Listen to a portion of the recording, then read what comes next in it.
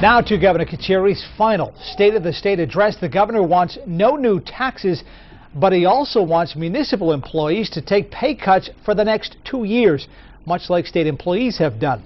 And from all indications, maybe a tough sell. ABC 6 Chief Political Reporter Mark Curtis joining us now live in our downtown Providence studios. Mark, you were there tonight. What did you think? Fascinating speech. You know, you had a lot of agreement on pinpointing the biggest problem in the state. That's the easy part. The hard part is fixing it, and there is sharp disagreement on just how to do that.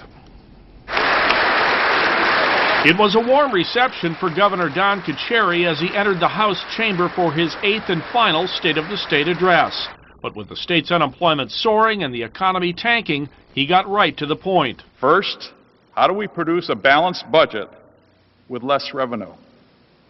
And second, how do we put more people to work as soon as possible? While he won't offer specifics until his budget is unveiled next week, the governor said cutting taxes on business and not raising taxes on income or property is part of the answer. A week from today, I will submit my budget for fiscal year 2011.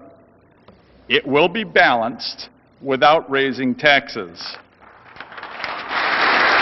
That line met with lots of applause and support from many mayors who don't want taxes raised either. I feel as though the taxes shouldn't go up 1 penny. I want to make it perfectly clear that I will not be asking the taxpayers in North Providence for 1 additional penny. Tonight, the governor also called on local governments to consolidate services, which is happening in some places and perhaps more. Authorize the 7 counties in Providence, Pawtucket, Central Falls, Cranston, East Providence, Johnston, and North Providence, to create a metropolitan district for purposes of the police, fire, and public works as a beginning. And the governor called for more cuts in government spending, but even fellow Republicans argued they have cut to the bone. Any deeper cuts, in which is what they're talking about right now, is going to have a devastating impact on the services that we provide to our residents, possibly even meaning, the shutting down of programs or even departments for the residents of Cranston. The governor wants more bipartisan cooperation. We can agree that our most immediate need is jobs. We can agree. Now, the governor touted advancements in higher education and clean energy among his biggest accomplishments over 2 terms, and he says he does not view his last year in office as being a lame duck. We'll see. Yeah, he doesn't like that term at all, does he? No, he doesn't. No, he doesn't. Next week, the governor mentioned we'll get the budget proposal for fiscal year 2011. Any idea what we might see?